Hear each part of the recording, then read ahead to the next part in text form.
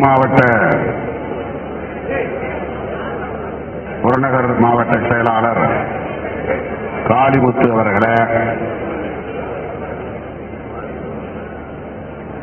மதுரை மாவட்டத்தின் பிற செயலாளர்கள் வழக்குரைஞர் ரவிக்குமார், சுடர்மொழி, சிந்தனை வளவன், அரச முத்துப்பாண்டியன் ஆகிய தோழர்களே, தேனி மாவட்ட செயலாளர்கள் ரஃபீக் அவர்களே, போடி மதன் அவர்களே, திண்டுக்கல் மாவட்ட செயலாளர்கள் திருவளவன், மைதீன் பாவா, தமிழரசன், தமிழ்முகம், சிவகங்கை மாவட்ட செயலாளர்கள் பாலையா, இளைய கௌதமன், ராமநாதபுரம் மாவட்ட செயலாளர்கள் அற்புதகுமார், பிரபாகரன், விருதுநகர் மாவட்ட செயலாளர்கள் சாத்தூர் சந்திரன், பிரியதர்ஷினி, செல்வின், ஜேசுதாஸ், இனியவன், தூத்துக்குடி மாவட்ட செயலாளர்கள் நிலைத்தா, முருகன், ஆட்டோ கணேசன், தென்காசி மாவட்ட செயலாளர்கள் வசந்தகுமார், ஜான் தாமஸ், லிங்கவளவன், பண்பொழி செல்வம், திருநெல்வேலி மாவட்ட செயலாளர்கள் முத்துவளவன், MC சேகர், அருள் செல்வன்,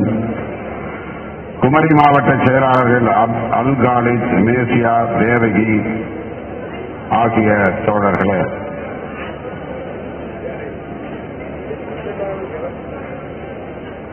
மண்டல பொறுப்பாளர்கள் சா மாலின், இரா தமிழ்வாணன், களக்காடு சுந்தர், வழக்குரைஞர் முருகன் ஆகிய தோழர்களே,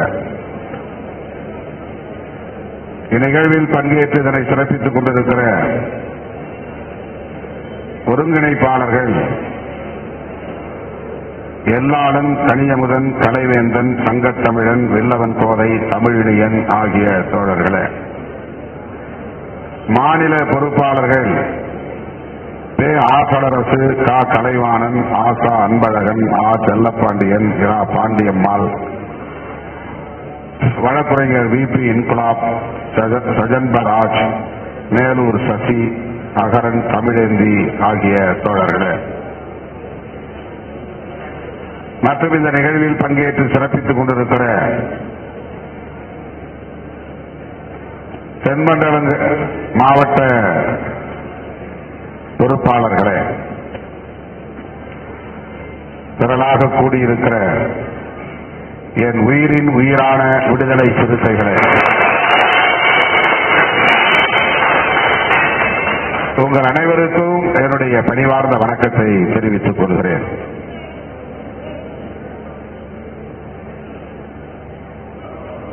நண்பகல் வேளை,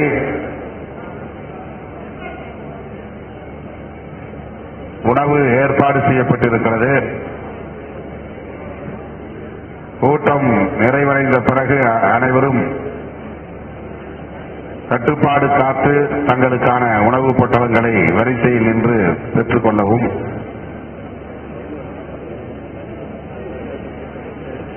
இடையில் யாரும் உணவுக்காக எழுந்து செல்ல வேண்டாம். நான் உரையாற்றுகிற வரையில் தோழர்கள் பசியை பொறுத்துக் கொள்ள வேண்டும் என்று கேட்டுக் கொள்கிறேன்.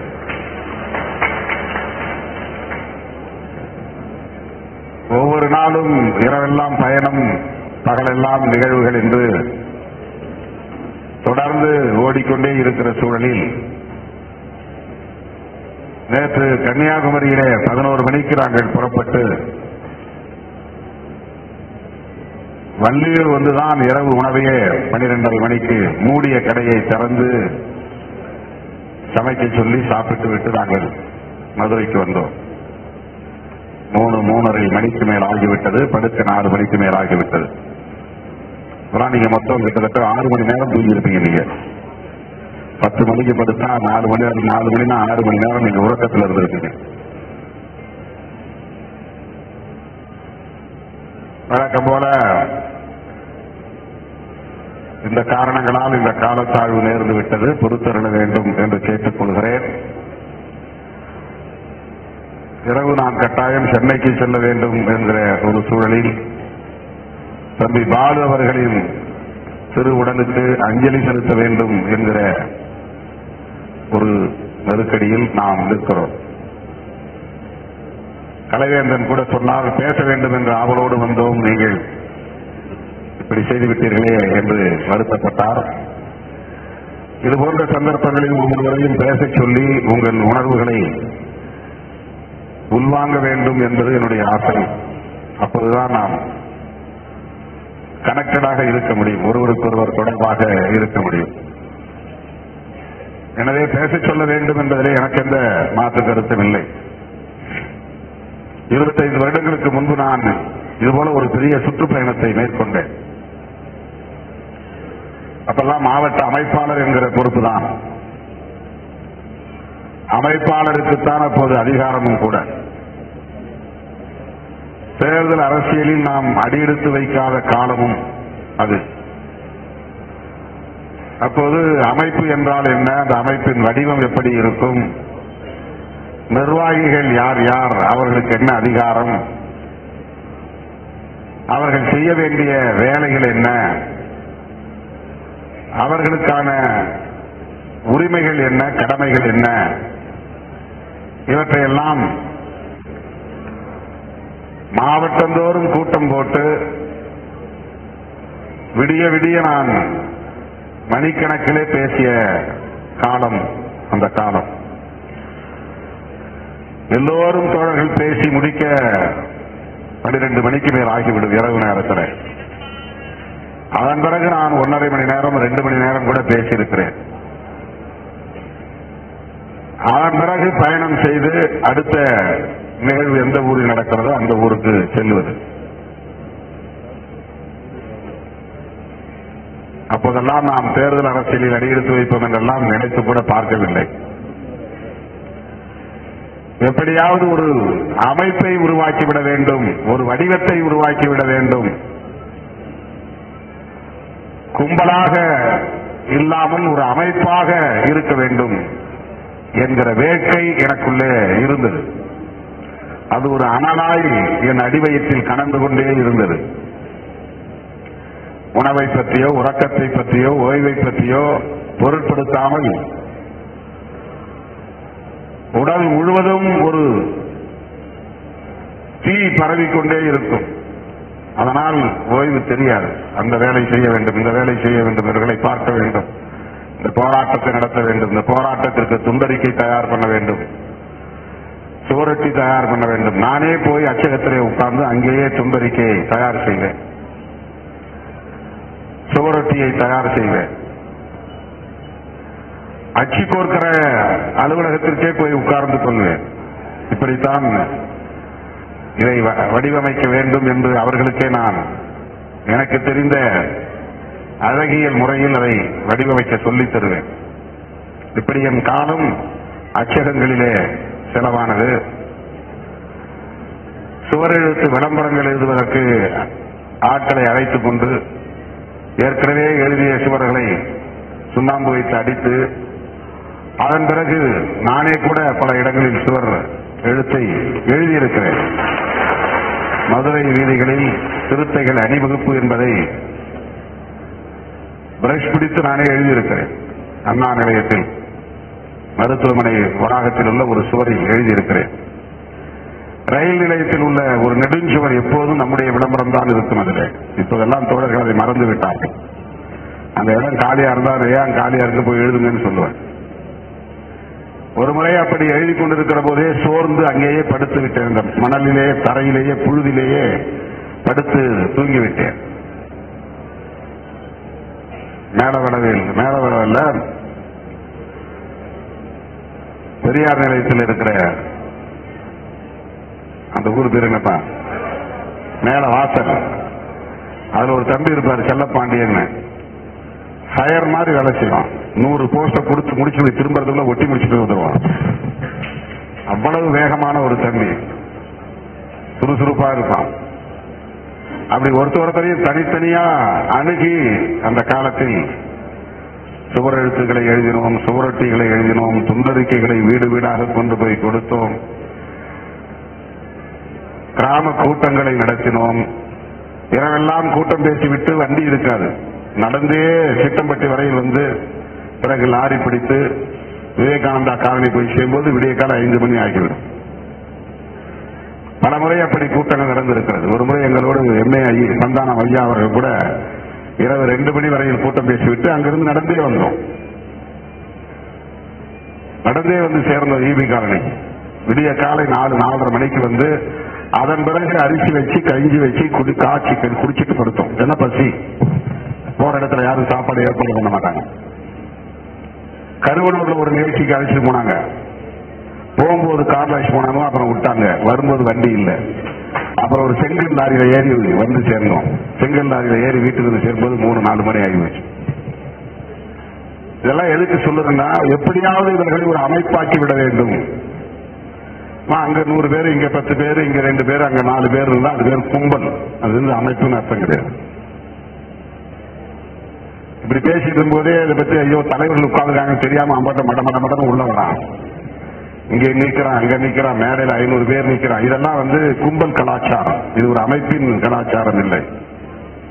ஒரு அமைப்புன்னா தலைவர் வந்த பிறகு கூச்சல் இருக்கக்கூடாது, அந்த கட்டுப்பாடு வரணும். அமைப்பாகிவிட்டது என்று சொன்னால் மேடையில் இருக்கிற பொறுப்பாளர்கள் யார் யார் வரையறுக்கப்பட்டிருக்கிறார்களோ, ஒருங்கிணைப்பாளர் தவிர எவ்வளவு பெரிய ஆளா இருந்தாலும் முன்னால வந்து உட்காரணும். இல்ல நானும் பெரிய ஆள் தான் அப்படின்னு வந்து மேடையில நின்றுட்டு இருந்தா, பின்னால உட்கார்ந்துட்டு இருந்தா அவங்க எந்த சிஸ்டத்துக்குள்ளயும் அக்கஷ்டமாகலன்னு அர்த்தம்.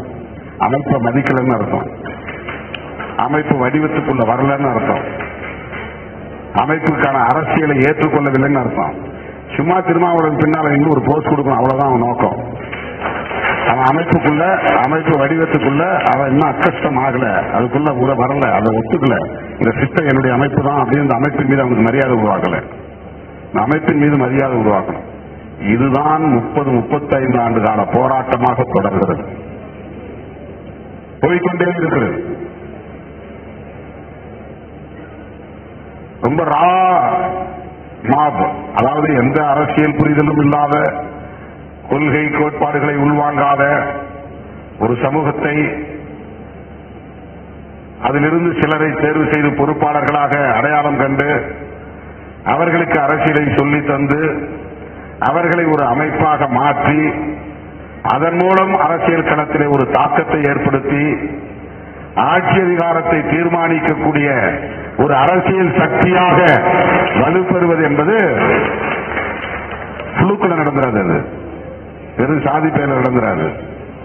சாதியை சொல்றதுனால ஒருத்தன் அப்படி வந்து ஒரு பொலிட்டிக்கல் போர்ஸா மாற முடியாது. ஒரு அமைப்பு பேர் பேனர் வச்சுட்டு அப்படி மாற முடியாது. அதுக்காக நாம் சிந்தி இருக்கிற வேர்வை, நாம் கொட்டி இருக்கிற குருதி கொஞ்ச நெஞ்சம் அல்ல. 1990களின் தொடக்கத்தில் எப்படி அலைந்தேனோ அப்படி இன்றைக்கும் அலைந்து கொண்டிருக்கிறேன். 1991 எப்படி நான் ஓடிக்கொண்டிருந்தேனோ அப்படி ஓடிக்கொண்டே இருக்கிறேன்.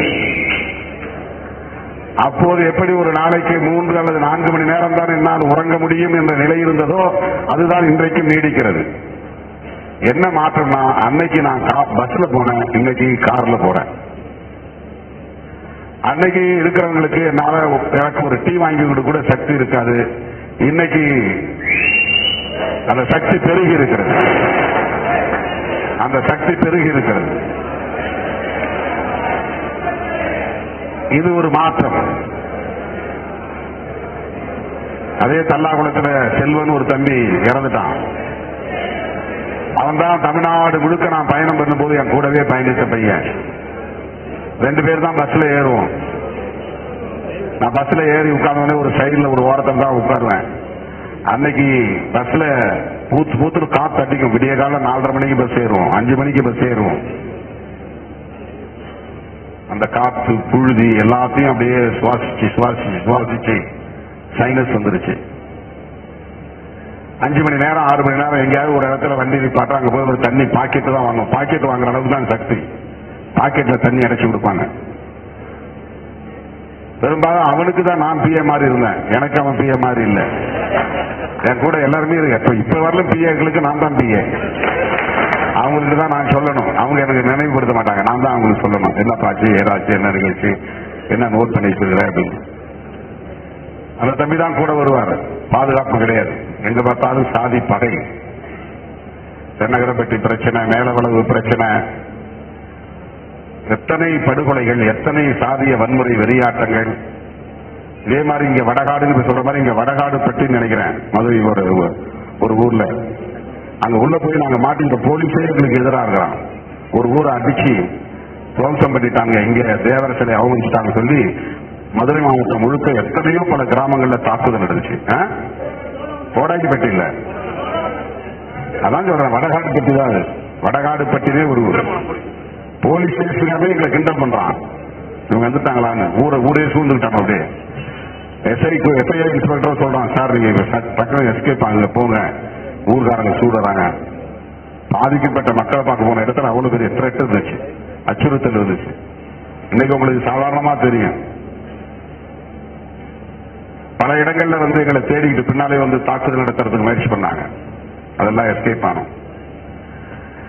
இவ்வளவு அச்சுறுத்தல்களை எதற்காக நாம் எதிர்கொண்டோம், தாங்கிக் கொண்டோம், காலில் வெந்நீர் ஊற்றிக்கொண்டு ஓடிக்கொண்டே இருக்கிறோம் என்றால் ஒரே நோக்கம்தான், சிதறி கிடக்கிற இந்த மக்களை எப்படியாவது அமைப்பாக்கிவிட வேண்டும் என்பதுதான். ஒரு போர்ஸா மாறி லட்சக்கணக்கான மக்கள் இருக்கலாம், கோடிக்கணக்கான மக்கள் இருக்கலாம். அந்த மக்களை ரெப்ரசன்ட் பண்ணக்கூடியவர்கள் அரசியல் புரிதல் உள்ளவர்களாக மாற வேண்டும். அதுதான் அமைப்பாதல் அர்த்தம். அமைப்பாவதால் மட்டுமே அத்துமீற முடியும், அத்துமீறலால் மட்டுமே அடக்குமுறைகள் உடையும். இது என்னுடைய முழக்கம். 25 வருஷத்துக்கு முன்னாடி உனக்கு அடக்குமுறை இருக்குது, கதற, கத்துற, அழுவுற, கண்ணீர் வெடிக்கிற, சிந்துற, எவனோ ஒருத்தர் எம்ஜிஆர் மாதிரி உனக்கு பாதுகாப்பு கொடுக்க முடியாது. அது சினிமாவில தான் முடியும். நிஜ எம்ஜிஆராலே முடியல. அவர் நிஜமா சிஎம் ஆனாரா, ஆனா அவரால் மக்களுக்கு பாதுகாப்பு கொடுக்க முடியல. அவர் ஆட்சியிலும் வறுமை இருந்தது, அவர் ஆட்சியிலும் சாதி கொடுமையில் இருந்துச்சு, அவர் ஆட்சியிலும் எல்லா சட்ட ஒழுங்கு பிரச்சனைகளும் இருந்துச்சு. திரைப்படத்தை தான் அவரால் மக்களுக்கு தீர்வு செய்ய முடிஞ்சதை தவிர அரசியல் முடியல, முடியாது. அதுதான் உண்மையும் கூட. நேற்று வைகுண்டர் விழாவிலே பங்கேற்கும் போது ஒரு கருத்தை சொன்னேன். ஐயா வைகுண்டருடைய வாரிசில் பேசும்போதெல்லாம் ஒண்ணு சொன்னாங்க, தாழ கிடப்பாரை தற்காப்பதே தர்மம். இதுதான் வைகுண்டருடைய சிந்தனைகளுள் முக்கியமா எல்லோராலும் திரும்ப திரும்ப மேற்கோள் காட்டப்படுகிற ஒரு சொற்றொடர். தாழ கிடப்போரை, மேட்டுக்குடி ஒரு பக்கம் இருக்கிறான், அதுக்கு கீழே கிடக்கிற மக்களை தாழ கிடப்போரை தற்காப்பதே தர்மம் அப்படின்னு அதுல சொல்லப்படுகிறது. தற்காப்பு என்றால் வேறு, பாதுகாப்பு என்றால் வேறு. உங்களுக்கெல்லாம் நான் பாதுகாப்பா இருப்பேன் அப்படின்னு சொல்றதுங்கிறது உண்மையிலே செய்ய முடியாத ஒன்று. நீங்கள் உங்களை தற்காத்துக் கொள்ளுங்கள் என்று சொல்லுவதுதான் முக்கியமானது. ஆக ஐயா வைகுண்டர் என்ன சொல்றாருன்னா, தாழ கிடப்போரை பாதுகாப்பதே தர்மம் சொல்லல, தாழ கிடப்போரை தற்காப்பதே தர்மம் என்று சொல்லுகிறார். தன்னைத்தானே தற்காத்துக் கொள்ளக்கூடிய வகையில் அவர்களை விழிப்புணர்வு செய்வதே, விழிப்புணர்வு பெற செய்வதே தர்மம். ஊரை ஒருத்தன் கொடுக்கிறான்னா வேற எவனோ அந்தரத்துல குதிச்சு உனக்கு காப்பாற்ற முடியாது.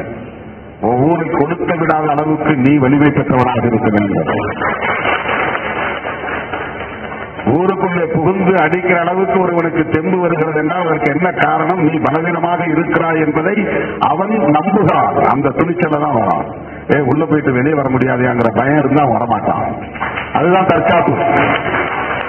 தெருவுக்குள்ள நுழைஞ்சி நாம போய் தாக்கிட்டு வெளியே வர முடியாது, நம்ம உயிருக்கு ஆபத்து வந்துடும் என்கிற உளவியல் சாதி வெறியர்களுக்கோ மத வெறியர்களுக்கோ உருவானால் அந்த உளவியலை உருவாக்கக்கூடிய சக்தி தான் தற்காப்பு சக்தி.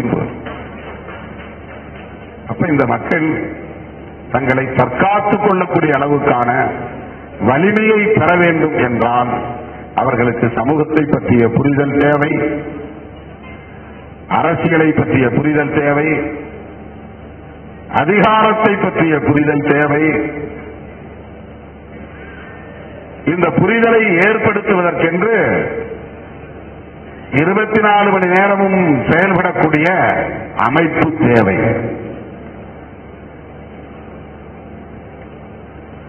RSS என்கிற ஒரு அமைப்பு நீங்க கேள்விப்பட்டிருப்பீங்க. ஆங்கிலத்தில் RSS. அந்த ஆருக்கு என்ன பொருள், என்ன வார்த்தைன்னா ராஷ்டிரிய அப்படின்னு அர்த்தம். ராஷ்டிரியன்னா தேசிய அப்படின்னு அர்த்தம். வடமொழியில ராஷ்டிரிய, தமிழ்ல தேசிய. ஒரு எஸ்க்கு முதல்ல இருக்கிற எஸ் சுய சேவக் அப்படின்னா தன்னார்வ தொண்டு, சுயம்னா தன், சேவக் அப்படின்னா தொண்டர் அப்படின்னு அர்த்தம். தானே வந்து வேலை செய்யக்கூடிய ஒரு தொண்டன். வேலைக்கு அப்பாயின் பண்ணி வேலை செய்யறதுங்கிறது வேற, அவன் சம்பளத்துக்கு வேலை செய்யறவன். இவன் எந்த எதிர்பார்ப்பும் இல்லாமல் சம்பளம் இல்லாமல் தன்னியல்பாக நான் என் மக்களுக்கு தொண்டு செய்ய விரும்புகிறேன், ஒரு படிப்பை இந்த ஊர்ல கட்ட நான் விரும்புறேன், மருத்துவமனையை கொண்டு வரது விரும்புறேன், படிக்க விரும்புகிற பிள்ளைகளுக்கு வழிகாட்டுவதற்கு நான் விரும்புகிறேன், அவர்களுக்கு ஏதேனும் பொருளுதவி செய்ய விரும்புகிறேன், இதெல்லாம் செல்ஃப் சர்வீஸ். அத வடமொழியில சுய சேவக் அப்படிங்கிறான். இன்னொரு எஸ் பேரு சங், சங்குன்னா சங்கம், ராஷ்டிரிய சுய சேவக் சங். அது தொடங்கி இந்த 2025ஓட 100 வருஷம் ஆகிறது, 100 இயர்ஸ். அந்த அமைப்பின் பின்னணியில் அவருடைய கொள்கையை உள்வாங்கிக் கொண்டு திருமணம் கூட செய்து கொள்ளாமல் முழு நேர பணியாளராக இந்தியா முழுவதும் 13,000 பேர் வேலை செய்கிறார்கள். அது அவங்களே அறிவித்த அறிவிப்பு. எனக்கு குடும்பம் வேணும், எனக்கு பெண் பிள்ளை வேணும், நான் அதுக்கு சொத்து சேர்க்கணும், அவங்கள படிக்க வைக்கணும், அதுக்கு யாரையாவது ஒருத்தனை வந்து ஒரு கட்சியில சேர்ந்து அந்த தலைவனை பயன்படுத்திக்கணும் அப்படின்னு நினைக்கல. அதுக்காக கட்சியில சேர்றது, துண்டை போட்டுக்கிறது, வண்டியை வாங்கிக்கிறது என்கிற அடிப்படையில் அல்ல. எந்த எதிர்பார்ப்பும் இல்லாமல், பிரதிபலன் இல்லாமல், அவர் மூலம் சுகம் தேடாமல், RSS என்கிற அமைப்பின் நோக்கம் என்னவோ அந்த நோக்கத்திற்காக 24 மணி நேரமும் 365 நாளும் உழைப்பது என்று உறுதி எடுத்துக்கொண்டு முழு நேர பணியாளர்களாக 13,000 பேர் வேலை செய்கிறார்கள். அதனால்தான் RSS அரசியல் பிரிவான பிஜேபி டெல்லியிலே ஆட்சியில் உட்கார்ந்திருக்கிறது. பிஜேபி என்கிற ஒரு அமைப்பு ஆட்சியை கைப்பற்றுவதற்கு RSS என்கிற ஒரு அமைப்பின் தன்னார்வ தொண்டுதான் காரணம். இந்த மாவட்டத்தினுடைய RSS தலைவர் யாருன்னு உங்களுக்கு தெரியாது. அவன் வேலை செஞ்சுட்டே இருப்பான். இங்க கூட வந்து உட்கார்ந்துருக்கலாம். அதுதான் வேலை. ஒவ்வொரு கட்சி என்ன வேலை செய்யுது, திருமாவளவன் கூட இருக்கிறவங்க என்ன பண்றாங்க, அவங்க மேடையில என்ன பேசுறாங்க, அவங்க என்ன தீர்மானம் நிறைவேற்றுறாங்க, அந்த கூட்டத்துக்கு வர்றவங்க எல்லாம் யாரு, உள்ளபடியே திருமாவளவன் மேல உள்ள பற்றால வராங்களா, அல்லது சாதி பற்றால வராங்களா, அல்லது வேற ஏதாவது ஆப்ளிகேஷனுக்காக வராங்களா, இதையெல்லாம் பார்க்கறது அவங்க வேலை. அப்படி ஒரு அமைப்பு இந்தியாவிலேயே எந்த கட்சிக்கும் கிடையாது. தன்னார்வ தொண்டு செய்யக்கூடிய தொண்டர்களை கொண்ட, முழு நேர பணியாளர்களை கொண்ட ஒரு இயக்கம் 100 ஆண்டு காலம் தாக்குப்பிடித்து நிற்கிறது. அவன் எப்ப ஆட்சிக்கு வரான்? 10 வருஷத்துக்கு முன்னால்தான் ஆட்சிக்கு வரான். கிட்டத்தட்ட 90 வருஷம் அவன் விடாம உழைத்ததன் விளைவாகத்தான் 90 ஆண்டுகளுக்கு பிறகு RSS அரசியல் பிரிவு ஆட்சிக்கு வருகிறது. சும்மாலாம் ஒருத்தன் ஆட்சி வந்துட முடியாது. வெறும் சாதி அடிப்படையில் ஆட்சி வந்துட முடியாது. வெறும் மத அடிப்படையிலே ஆட்சி வந்துட முடியாது. அந்த உணர்வு தற்காலிகமா சிலருக்கு பயன்படும், அவ்வளவுதான். அந்த சாதியில ஒருத்தன் எவனாவது ஒரு தலைவன் தோன்றும், அவன் தனிப்பட்ட முறையில் வளர்ந்து போயிடுவான், அவ்வளவுதான். அது சமூகத்துக்கு பயன்படாது.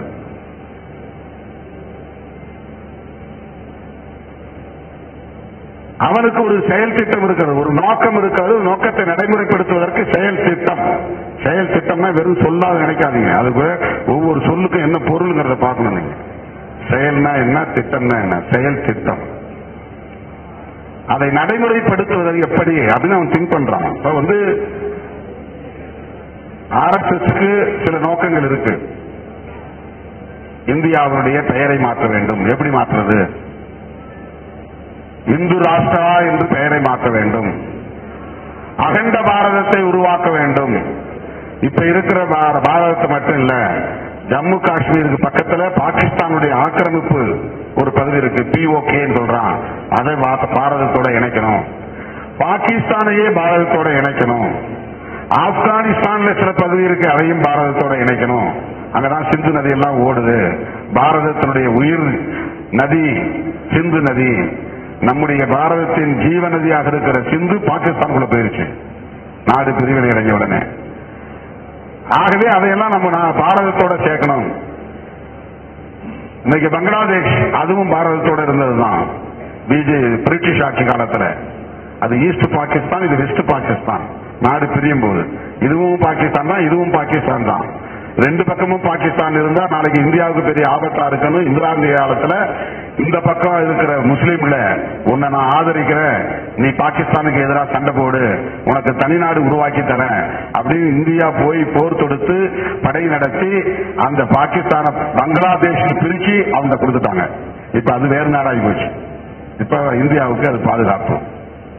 ஒரே நேரத்தில் பாகிஸ்தான் இங்க இருந்து அடிச்சானா என்ன ஆகும் இந்தியா? இப்ப அன்னைக்கே புத்திசாலித்தனமா நாடு பிரிஞ்சு போச்சு பாகிஸ்தான். ஆனா ரெண்டு பக்கமும் பாகிஸ்தான் இருந்தா எதிர்காலத்தில் பெரிய ஆபத்து வரும் இந்தியாவுக்குன்னு அன்னைக்கு இந்த பக்கம் இருந்த முஸ்லிம்களுக்கான ஈஸ்ட் பாகிஸ்தான பங்களாதேஷ் ஒரு தனி நாடாக ஆக்கி கொடுத்துட்டாங்க. இப்ப பாகிஸ்தானோடு பங்களாதேஷுக்கு உறவு கிடையாது. ஏன்னா அது வேறு நாடாகி போச்சு. அரசியல் உறவு இருக்கலாம், பாகிஸ்தான் என்கிற உணர்வு இருக்காது. அது பங்களாதேஷ். அகண்ட பாரதம் அது ஆர்எஸ்எஸ் உடைய நோக்கம். இந்து ராஷ்டிரம் அது ஆர்எஸ்எஸ் உடைய நோக்கம். மத சார்புள்ள ஒரு அரசு, மத சார்புள்ள ஒரு அரசு. அரசுக்கு ஒரு மதம் வேணும். இந்தியாவோட அரசுக்கு மதம் கிடையாது. உனக்கு மதம் இருக்கலாம், எனக்கு மதம் இருக்கலாம், யாருக்கு மதம் இருக்கலாம். இந்த இந்தியாவில் இருக்கிற 130 140 கோடி மக்களும் ஏதாவது மதம் சார்ந்து இருக்கலாம். ஆனா யூனியன் கவர்மெண்ட் ஆஃப் இந்தியா மதம் சார்ந்து இருக்க கூடாது. அது கான்ஸ்டிடியூஷன் சொல்லுது. அதுதான் அம்பேத்கருடைய கனவு. ஆர்எஸ்எஸ் அது எப்படி அவன் முஸ்லீம் பிரிஞ்சு போய் முஸ்லீம் நாடுன்னு அறிவிச்சுட்டான். அந்த நாட்டுக்கு ஒரு அரச மதத்தை உருவாக்கிட்டான். இஸ்லாம் தான் அவனுக்கு அரச மதம்.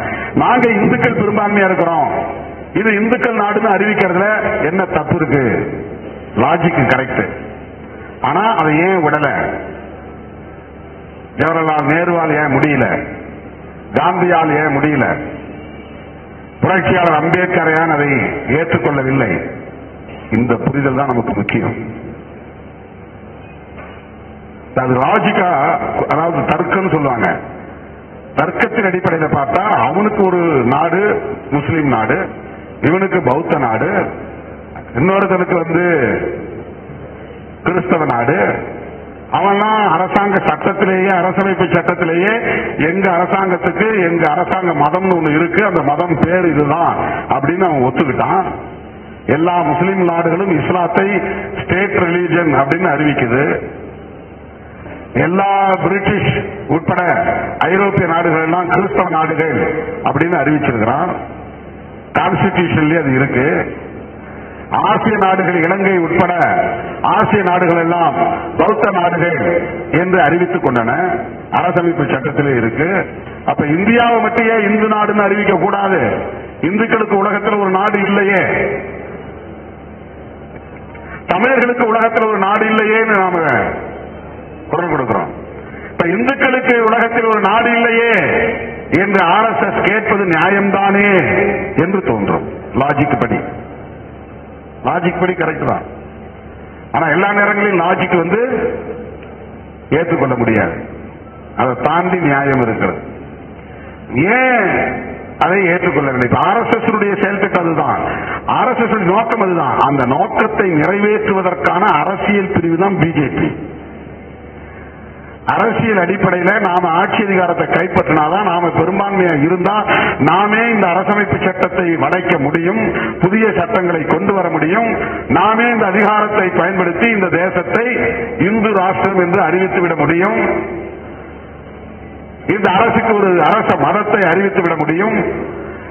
இதையெல்லாம் நடைமுறைப்படுத்துவதற்கு அவன் போடுற ஷார்ட் குறுகிய கால நோக்கங்கள் தான்.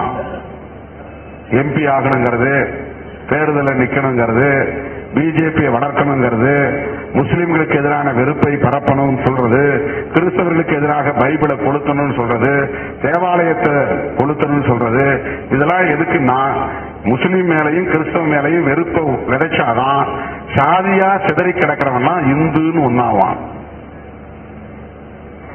20 வருஷத்துக்கு முன்னால தமிழ்நாட்டுக்குள்ள தலித்துகள் எல்லாம் நாம எல்லாம் ஒண்ணுதான், ஆதி திராவிடர், தேவேந்திர குல வேளாளர், அருந்ததியர், நாமெல்லாம் ஒண்ணு அப்படின்னு மேடையில ஏற பேசி கேட்டோம். நாம இப்ப அப்படி ஏற முடியுதா? 10 வருஷத்துல உடைச்சிட்டாங்க. 10 வருஷம் ஒன்னா மேடையில் நிக்கவே முடியாத நிலையை உருவாக்கிட்டாங்க. இவர்களுக்குள்ள ஒருத்தர் சண்டை, பகை, நீ வேற நான் வேற. இது RSS வெற்றி.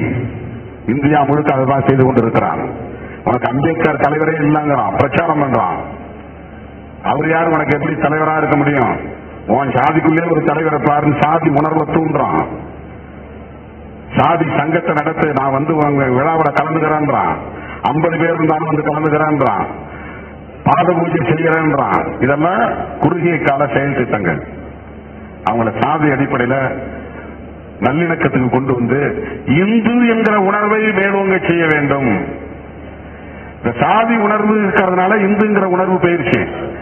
திராவிட இயக்கம் வந்ததுனால இந்துங்கிறத விட்டுட்டு தமிழ், தமிழன், தமிழ், தமிழன், திராவிடன் அப்படிங்கிற அரசியல் ஒரு 50 ஆண்டு காலம் தமிழ்நாட்டுக்குள்ள வளர்ந்துருச்சு.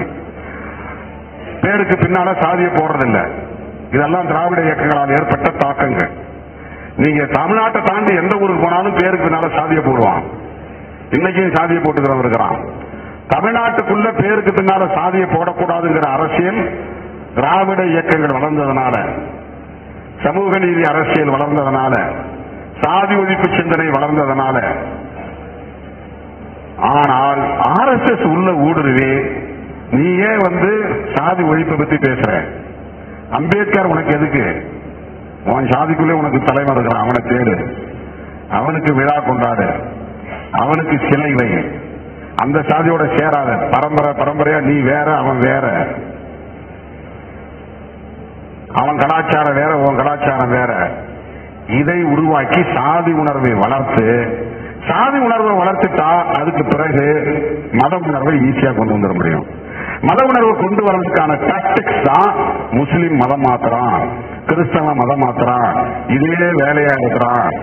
எஸ்சி மக்களோட அவன் ஒன்னா சேர்றதுக்கு காரணம் நல்ல மெல்ல அவர்களை முஸ்லீமா மாத்துறதுக்கு அவனுடைய ஸ்ட்ரென்த்தை பெருக்கிறது தான் பண்றான். அப்ப முஸ்லீம் எங்கேயாவது ஏதாவது செஞ்சானா அவனை சும்மா விடாத, மசூதி கட்டினான்னா விடாத. கிறிஸ்தவன் மெல்ல மெல்ல கருத்தை பரப்பி எல்லாரையும் ஏசப்பாவுக்கு மாத்திக்கிட்டு இருக்கிறான். அவன் பைபிள் கொடுக்கறான், அவன் இந்த மாதிரி ஜெபம் பண்றான், இதை விடாத, புகார் கொடு, இல்லைன்னா நேரடியா போய் அடிச்சு தேவாலயத்தை எல்லாம் உடைச்சிடு, போலீஸ்ல போய் கம்ப்ளைண்ட் பண்ணு. RSS இங்க ஊடுருவின பிறகு 100கணக்கான தேவாலயங்கள் மூடப்பட்டு விட்டன. இண்டிபெண்டன்ட் சர்ச்சஸ் எல்லாம் RC, CSI இது 2 மட்டும்தான் ஆர்கனைஸ்டா இருக்குது. மற்றவெல்லாம் அவன் தனித்தனியா நிறைய அங்கங்க இண்டிபெண்டன்ட் சர்ச்சுங்கிற பேர்ல உருவாக்கி கூட்டம் கூட்டி அல்லேலியா அல்லேலியான்னு பேசி இருந்தாங்க. பூராத்தையும் இப்ப ஒடுக்கிட்டாங்க. அப்ப நீங்க வந்து சாதி அடிப்படையில் சண்டை போட்டுக்காதீங்க. ஆனா சாதி பெருமை பேசுங்க, ஆண்ட பரம்பரை பேசுங்க. உனக்கு எதிரி முஸ்லிம் தான், உனக்கு எதிரி கிறிஸ்தவன் தான். இது RSS உடைய செயல் திட்டம். இது இந்தியா முழுவதும் நடைமுறையில் இருக்கிறது. நான் கற்பனையா சொல்லல, இட்டுக்கட்டி பேசவில்லை. இந்தியா முழுவதும் இதைத்தான் அவர்கள் நடைமுறைப்படுத்துகிறார்கள். எல்லா மாநிலங்களிலும் தலித்துகள் பெயர்ல ஒன்னா சேர்ந்த மக்களை உடைச்சுதான். தலித்துன்னு சொல்லாத, ஷெட்யூல் காஸ்ட் சொல்லாத. இந்த பிரச்சாரத்தை பண்ணதே RSS தான். தலித்துங்கிறது ஒரு சாதி பெயர் கிடையாது. அது இந்தியா முழுவதும் இருக்கிற 3000க்கும் மேற்பட்ட சாதிகளை ஒரு சொல்ல அழைக்கிறதுக்கு பயன்படுத்தக்கூடிய ஒரு டெர்மினாலஜி, அவ்வளவுதான். அது சாதி பெயர் கிடையாது. உன் சாதி மட்டும் சொல்றதுக்குன்னா உன் சாதி பெயரை சொல்லிக்கலாம். இன்னொரு சாதிக்கு நீ சேர்ந்து வேலை செய்யும் போது அந்த சாதியை சேர்த்து பேசணும். 100 சாதிக்கு வேலை செய்யும் போது 100 சாதியை சேர்த்து பேசணும். 500 சாதிக்கு நீ வேலை செய்யும் போது 500 சாதியை சேர்த்து சொல்லணும். ஒரு மேடையில் 500 சாதி பெயர்களை சொல்லி என் சொந்தங்களேன்னு சொல்ல முடியுமா? எல்லாரையும் ஒரு சொல்ல அழைக்கணும். அதுக்காக கண்டறியப்பட்ட ஒரு சொற்றொடர் தான் தலித் என்கிற சொற்றொடர்.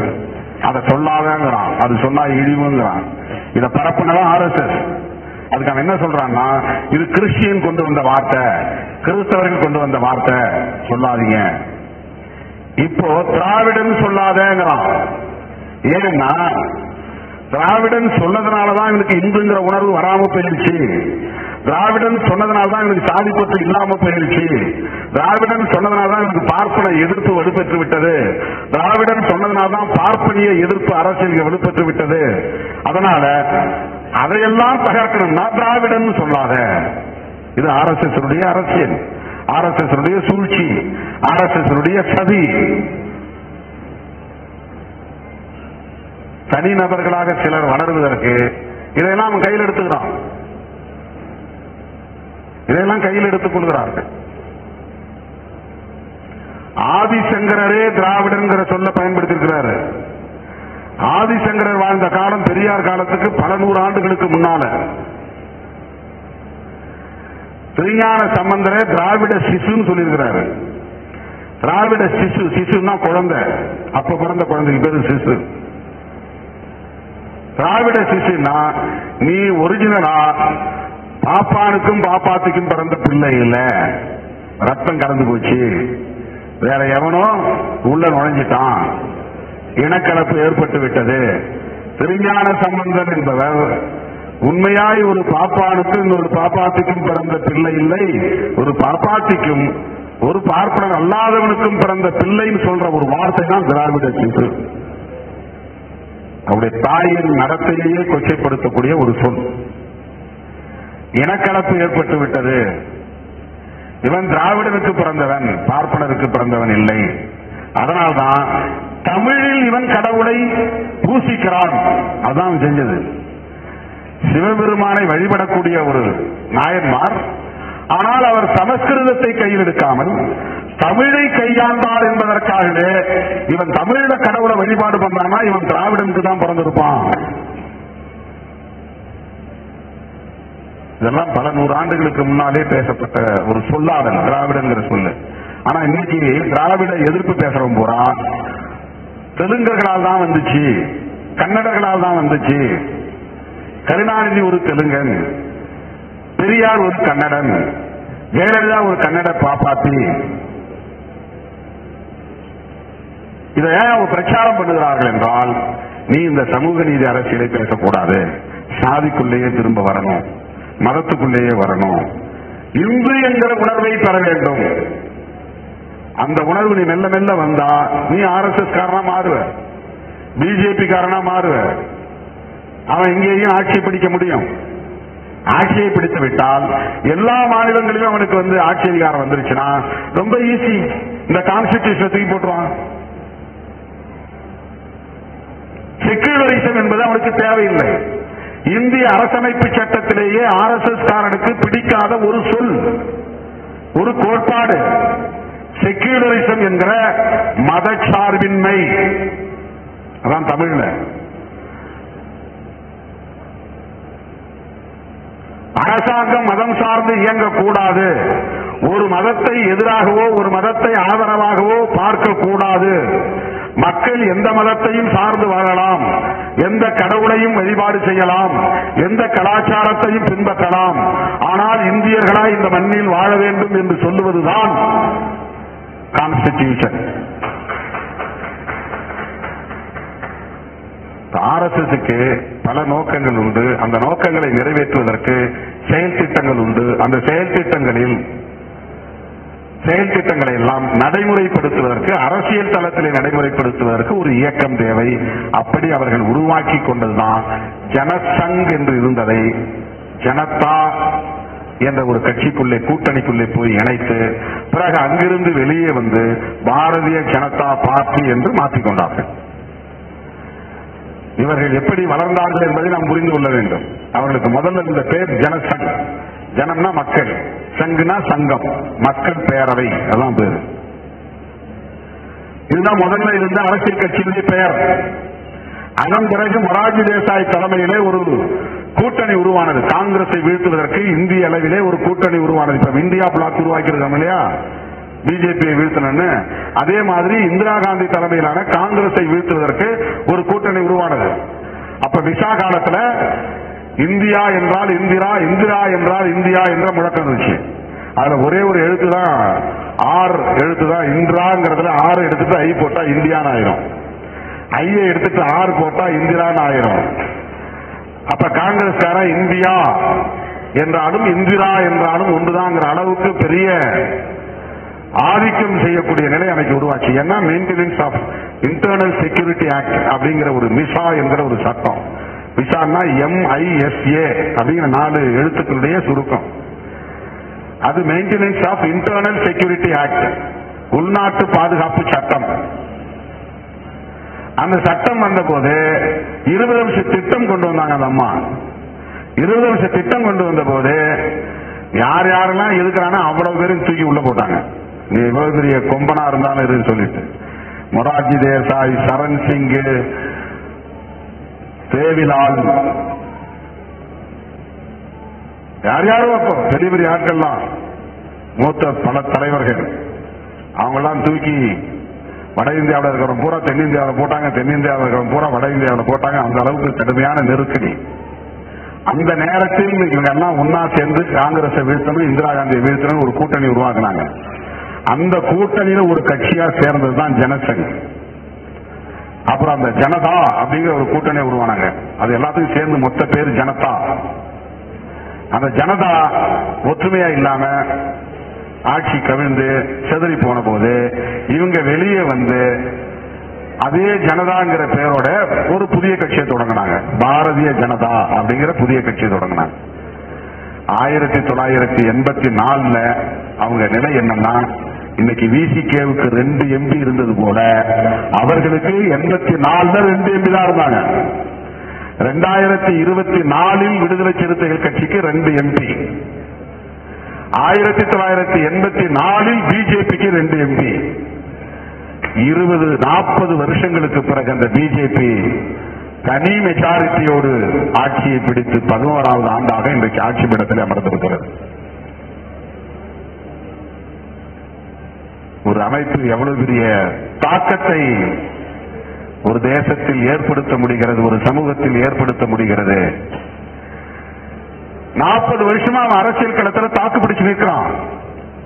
100 வருஷமா RSS அதற்கான அடிப்படை வேலைகளை செய்து கொண்டிருக்கிறது. இந்த 100 வருடங்களில் பல ஆயிரக்கணக்கான முழுநேர பணியாளர்களை உருவாக்கி வைத்திருக்கிறார்கள். அதுல அந்த முழுநேர பணியாளர்கள் எவ்வளவு டெடிகேட்டடா இருக்காங்க, அர்ப்பணிப்போட இருக்கிறாங்க அப்படிங்கறது ரொம்ப முக்கியம்.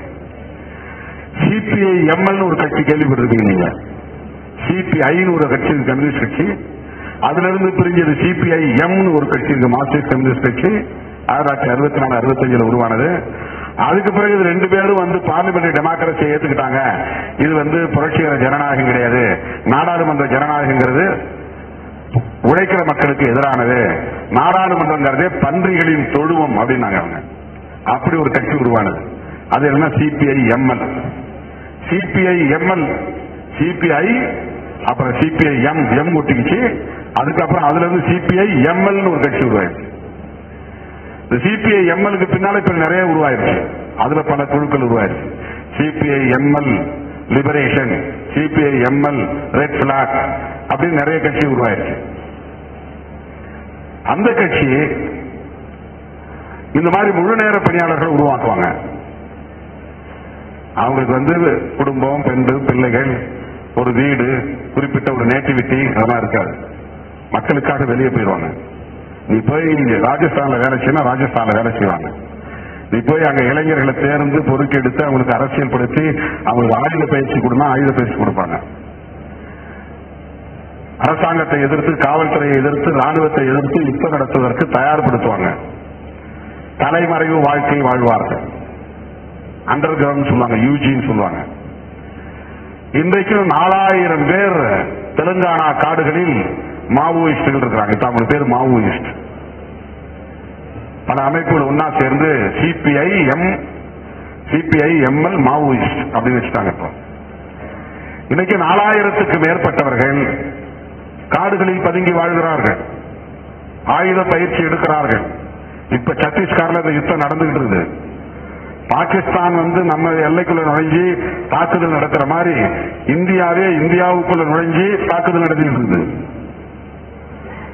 இந்திய ராணுவம் தனது சொந்த தேசத்திற்குள்ளேயே சத்தீஸ்கர் என்கிற மாநிலத்திற்குள்ளே அங்கே காடுகளில் பதுங்கி இருக்கிற பழங்குடி மக்களோடு இணைந்து இயங்குகிற மார்க்சிய லெனினிய போராளிகளை, மாவோயிஸ்டுகளை தினந்தோறும் 10 பேர் அழித்தொழிக்கப்பட்டு வருகிறார்கள். நடந்துட்டு அவங்கள்ட்ட என்ன டெடிகேஷன் இருக்கோ அந்த போராளிகளிடம், எனக்கு பெண் வேண்டாம், பிள்ளை வேண்டாம், குடும்பம் வேண்டாம், சொத்து வேண்டாம், சுகம் வேண்டாம், பொருள் வேண்டாம், புகழ் வேண்டாம், ஓய்வு வேண்டாம், உறக்கம் வேண்டாம் என்று ஓடி ஆடி காடுகளில் கல்லு முள்ளுகளில் உழைத்துக் கொண்டிருக்கிறார்களோ அந்த டெடிகேஷன் தலைமறைவு வாழ்க்கை வாழாமலே RSS காரர்கள்.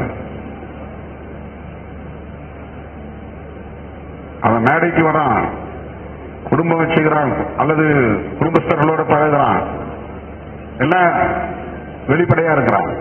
ஆனா எம்எல் இயக்க தோழர்களிடத்திலே மாவோயிஸ்டுகளிடம் என்ன டெடிகேஷன் இருக்கோ, அர்ப்பணிப்பு இருக்கோ, அந்த அர்ப்பணிப்பு RSS தொண்டர்களிடத்திலே இருக்கிறது.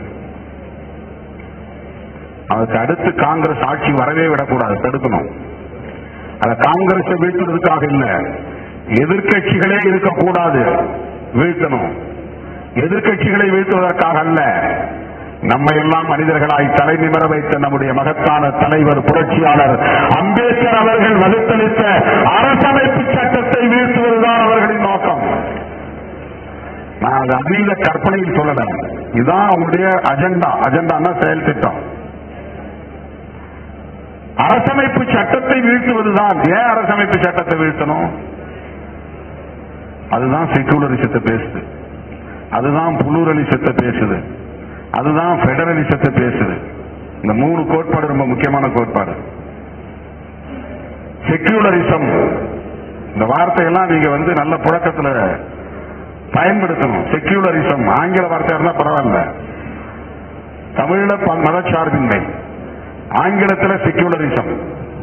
புளூரலிசம்னா பன்மைத்துவம், புளூராலிட்டி அல்லது புளூரலிசம். தன்மைத்துவம்னா என்ன? பல ஜாதி இருக்கிற மாதிரி பல மொழி இருக்கலாம், பல இனம் இருக்கலாம், பல மதம் இருக்கலாம், பல கலாச்சாரம் இருக்கலாம், பல மதங்கள் இருக்கலாம், பல கடவுள்கள் இருக்கலாம். அது ஒன்றும் தப்பு இல்லை. அந்த தன்மைத்துவத்தை நாம் அக்செப்ட் பண்ணணும், ஏற்றுக்கொள்ள வேண்டும். அப்ப சாதி இருக்கலாமா அப்படிங்கிற கேள்வி வரும்.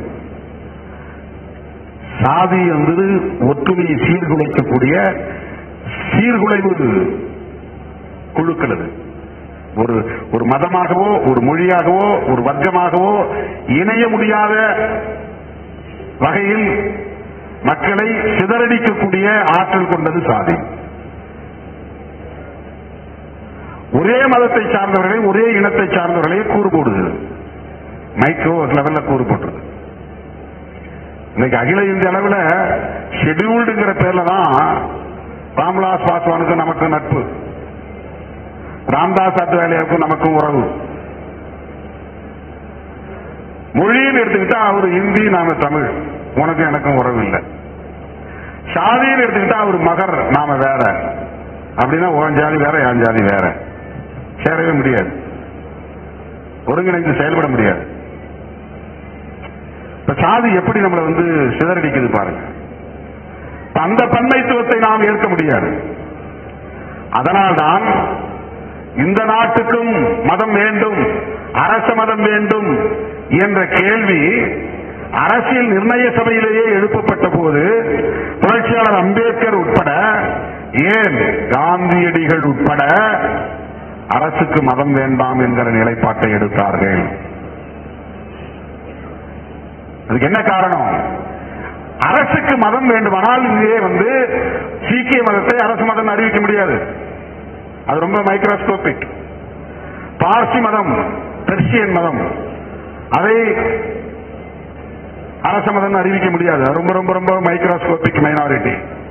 சில லட்சம் பேர் இருப்பாங்க, சில 1000 பேர் தான் இருப்பாங்க. இந்திரா காந்தி மருமகன் பெரோஸ் காந்தி பார்சி. பார்சிங்கிறது பெர்சியன் அப்படிங்கிற பேர்ல இருந்து வந்தது. பெர்சியன் அப்படிங்கிறது ஈரான் அர்த்தம். ஈரானியர்களில் இருந்து வந்த மதம், ஈரானிய மதம் தான் பார்சி மதம்.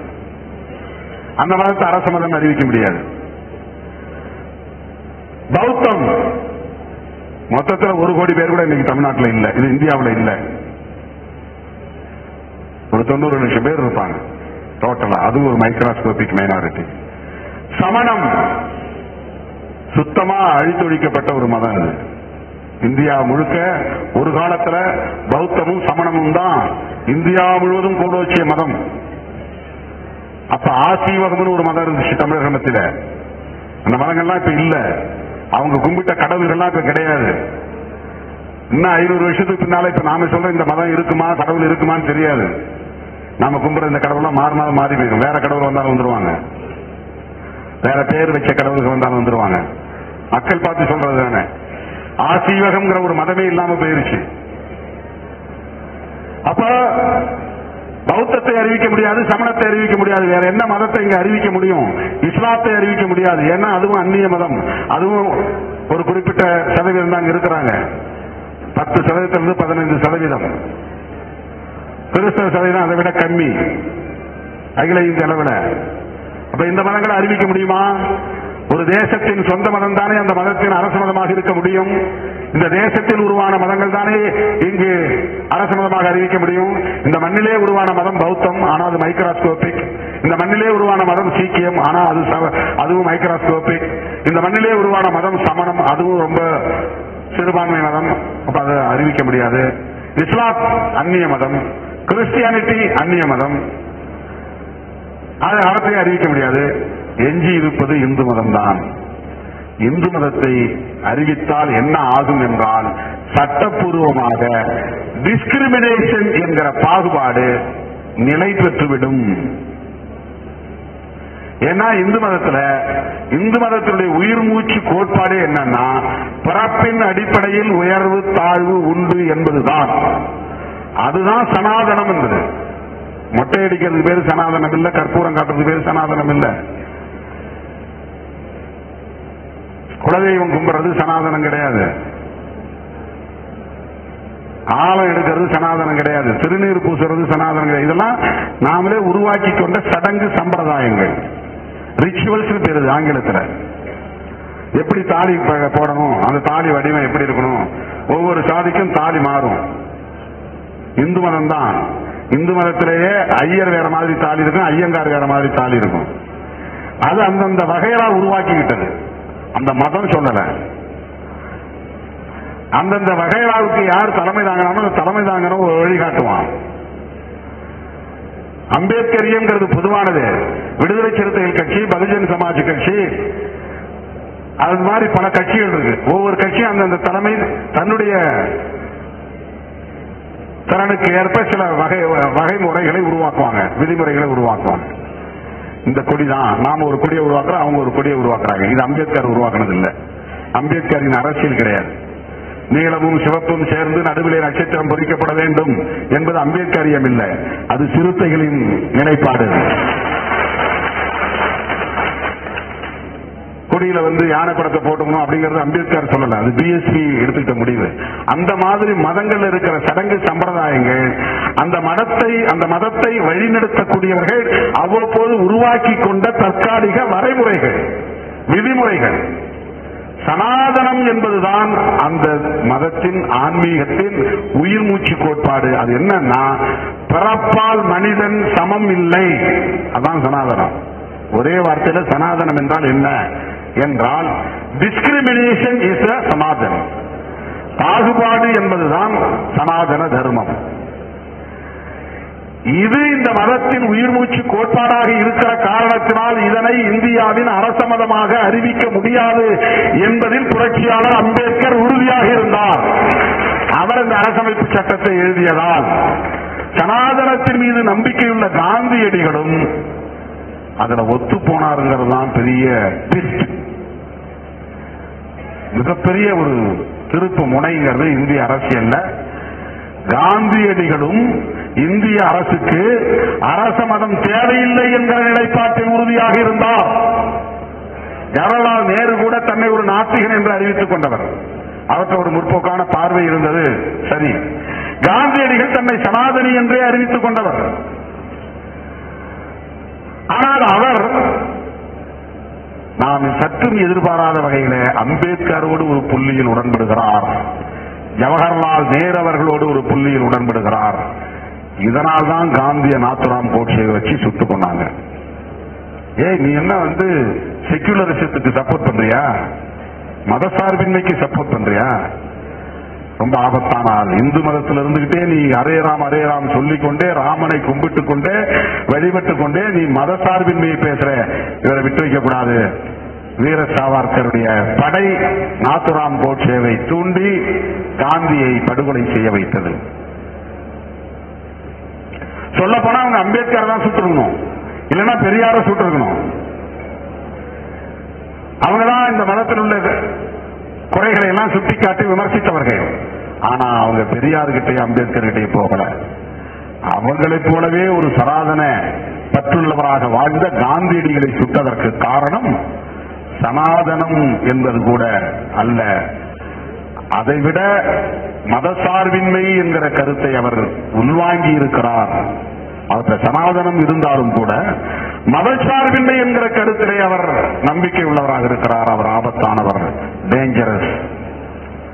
அதனால் அவரை அழித்தொழிக்கிறோம், அழித்தொழித்தாங்க. தோழர்களே, ஏன் இந்த பேரணியை நாம் நடத்துறோம்? சராசரி அரசியல் பதர்கள் என்ன சொல்லுவாங்கன்னா, சும்மா முஸ்லீம் ஓட்டை வாங்குறதுக்காக திருமாவளவன் இதெல்லாம் பண்றாரு அப்படிமா.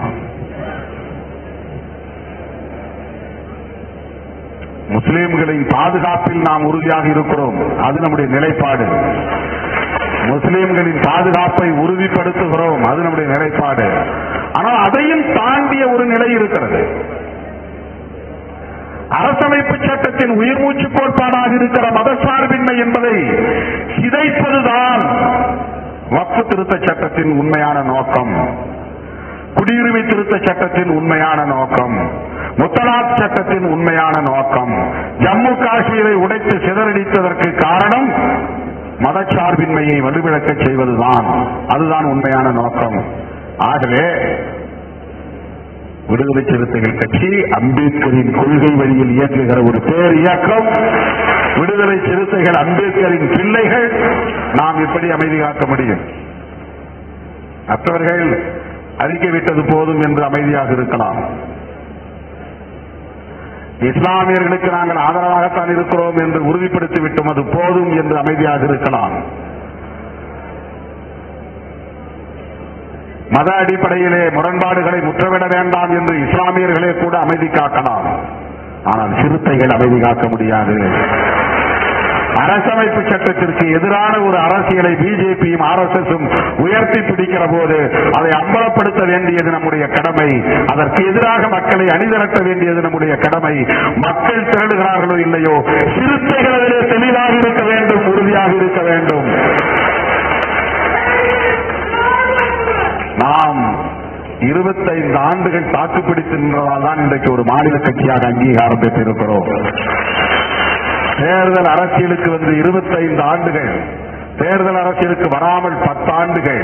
அந்த 10 ஆண்டுகளில் நாம் சந்தித்த நெருக்கடிகள் இந்த 25 ஆண்டுகளை விடவும் கடுமையானது, கொடுமையானது. பாதுகாப்பு இல்லாத ஒரு காலம் அது. அதை தாண்டி இன்றைக்கு நம்மை போல கட்சி தொடங்கிய பலரும் காணாமல் போய்விட்டார்கள், வலுவிழந்து விட்டார்கள், நீர்த்து போய்விட்டார்கள், மக்களால் புறக்கணிக்கப்பட்டு விட்டார்கள். ஆனால் இன்றைக்கு தமிழ்நாடு அரசியலில் கேம் சேஞ்சர் ECK என்று சொல்லக்கூடிய அளவுக்கு தேர்தல் அரசியலின் திசைவழியை தீர்மானிக்கக்கூடிய ஒரு அரசியல் சக்தியாக இன்றைக்கு விடுதலை சிறுத்தைகள் இருக்கிறார்கள் என்று பலரும் மனம் திறந்து வெளிப்படையாக தவிர்க்க முடியாத நிலையில் சொல்லக்கூடிய அளவுக்கு நாம் இன்றைக்கு நிற்கிறோம் என்றால் அதற்கு நாம் இந்த அரசியலில் தொடர்ந்து தாக்கு பிடித்திருக்கிற அந்த போர்க்குணம் தான். எனவே நீங்க இந்த உணர்வோடு களத்திற்கு போக வேண்டும். ஒவ்வொருவரும் 100 பேரையாவது திருச்சி மாநகரத்திற்கு அழைத்து வர வேண்டும் என்கிற உறுதிப்பாட்டோடு நீங்கள் களத்திற்கு போக வேண்டும். உங்களுக்கு இருக்கிற ஒரே ஒரு விமர்சனம், அது ஏன் இன்னும் ஆளை மாத்தல, மாவட்ட செயலாளரை மாத்தல, புதிய ஆளை ஏன் போடல, பழைய ஆளுங்களே ஏன் மேடையில் உட்கார வச்சிருக்கீங்க, அவங்க எல்லாம் கீழே இப்ப உட்கார வைப்பீங்க, புதிய ஆட்களை எப்படி மேல உட்கார வைப்பீங்க? இது எல்லாமே நடக்கும். உங்களுடைய கான்ட்ரிபியூஷனை பொறுத்து, நீங்க எந்த அளவுக்கு வேகமா இதுல கிளைம் பண்றீங்கிறத பொறுத்து. ஒவ்வொருத்தரும் நம்ம கட்சியில இன்னும் இதை வலுவாக்கணும், இதை இன்னும் மக்கள்கிட்ட கொண்டு போய் சேர்க்கணும். நீ வீதியில வைக்கிற கொடியை வெளியே உடைக்கிறியா, நான் தெருவுக்குள்ளே கொண்டு போய் கொடியை வைக்கிறேன், என் வீட்டு வாசல்ல கொடியை வைக்கிறேன், என் ஊருக்குள்ள கொடியை வைக்கிறேன், அதை விட இன்னும் நான் 100 அடி உயரத்தில் வைப்பேன். அந்த வைராக்கியம் வரணும். தலித் அல்லாதவர்களை கொண்டு வந்து சேர்ப்பேன், இஸ்லாமியர்களை கிறிஸ்தவர்களை இந்த இயக்கத்திலே கொண்டு வந்து சேர்ப்பேன், இதை அனைவருக்குமான ஒரு பேர் இயக்கமாக வளர்த்தெடுப்போம் அப்படிங்கிற வெறி ஒவ்வொருத்தருக்குள்ள இருக்கணும். அந்த வைராக்கியம் இருக்க வேண்டும். இந்த செய்தியை சொல்வதற்காகத்தான் இன்றைக்கு இந்த தென்மண்டல கலந்தாய்வு கூட்டம். எனவே துண்டறிக்கைகளை நீங்களே பதிவாளி அச்சிட்டுங்க. உங்க பேர் யார் யார் பேரை போடணுமோ போட்டு அடிங்க, சோரட்டி அச்சிட்டு ஒட்டுங்க. ஆங்காங்கே நம்முடைய மக்கள் இயக்க தோழர்கள் இருக்கிற பகுதிகளில் டிஜிட்டல் பேனரை வைங்க. 15 நாள்ல மொத்த தமிழ்நாடும் பரபரப்புக்குள்ளாகணும். என்னையா நடக்க போகுது, ஏது நடக்க போகுது, என்ன எல்லாரும் திருச்சி திருச்சி திருச்சின்னு சொல்றாங்க. எல்லா வண்டி டிராவல்ஸ் பூரா அவ்வளவு பேரும் எல்லாம் விசிகே தான் புக் பண்ணிட்டாங்க. எங்கேயும் டூர் போக முடியாது, வண்டி இல்ல, விசிகே புக் பண்ணிட்டாங்க. என்கிட்ட மொத்தம் 10 வண்டி தான் இருந்து 10 விசிகே புக் பண்ணிட்டாங்க. என்கிட்ட 4 பஸ் இருந்து 4 பஸ் விசிகே புக் பண்ணிட்டாங்க. கொடைக்கானல் போகணுமா, போக முடியாது அந்த தேதியில. மக்கள்கிட்ட சொல்லணும், என்ன எதுக்கு விசிகே புக் பண்ணிருக்காங்க, ஏதோ திருச்சியில பேரணியா, என்ன பேரணி, மதசார்பின்மை காப்போம் பேரணியா. என்னையா மதசார்பின்மை காப்போம், டிபேட் நடக்கும். நீ வண்டியை புக் பண்றதே இவ்வளவு அரசியல் இருக்கு, நீ வண்டியை புக் பண்றதுலே இவ்வளவு அரசியல் இருக்கு. ஒருத்த வண்டி இந்த அரசியலுக்கே சம்பந்தப்படாத வண்டி கேட்பான் போய் டிராவல்ஸ்ல, இல்லங்க அந்த டேட்ல வராதுங்க. ஏன் வராது, அது விசிகாரங்க புக் பண்ணிருக்காங்க. என்ன எங்க போனாலும் விசிகேன்னு சொல்றாங்க. என்ன அது ஏதோ பேரணி நடக்குதான், மதசார்பின்மை காப்போம்னு. மதசார்பின்மை காப்போம்னா என்ன அர்த்தம், டீ கடையில் உட்கார்ந்து பேசுவான். இவ்வளவு விஷயங்கள் நடக்கும். எனவே இதை நெஞ்சிலே இருத்தி மற்றவை யாரு சாதி அரசியல் பேசட்டும், மொழி அரசியல் பேசட்டும், இன அரசியல் பேசட்டும், நம்ம களத்துல எவனும் விளையாட முடியாது, கம்பு சுத்த முடியாது. நம்ம களமே வேற. எத்தனை ஆள் வந்தாலும் நம்ம களத்துல எவனும் சிலம்பு சுத்த முடியாது, அதுக்கு வாய்ப்பே கிடையாது. அதனால நம்மளை பொறுத்தவரை நம்ம கிட்ட காம்படிட்டாரே கிடையாது, போட்டியாளர்களே கிடையாது. எனவே நாம் புகுந்து விளையாடலாம் சொல்லுவாங்களே, அப்படி களத்துல அரசியல் களத்தில் சுதந்திரமாக விளையாட முடியும். அதை நெஞ்சிலே நீங்கள் ஆழ பதிவு செய்து கொள்ள வேண்டும். நம்முடைய களமும் நம்முடைய போராட்டமும் முற்றிலும் மாறுபட்டவை. இதில் யாரும் போட்டி போட்டு நம்மை ஒருபோதும் பின்னுக்கு தள்ள முடியாது. துணிந்து களமாடுவோம் என்பதை சொல்லி மே 31ஆம் தேதி திருச்சியில் சந்திப்போம் என கூறி அனைவரும் அமைப்பு ரீதியாக வரிசையாக நின்று உங்கள் உணவு பொட்டலங்களை பெற்று பசியாறி அனைவரும் பாதுகாப்பாக வீடு திரும்ப வேண்டும் என்று கேட்டு இப்போது ரஃபீக் அவர்கள் இந்த பேரணி நிதி 50,000 வழங்குவதாக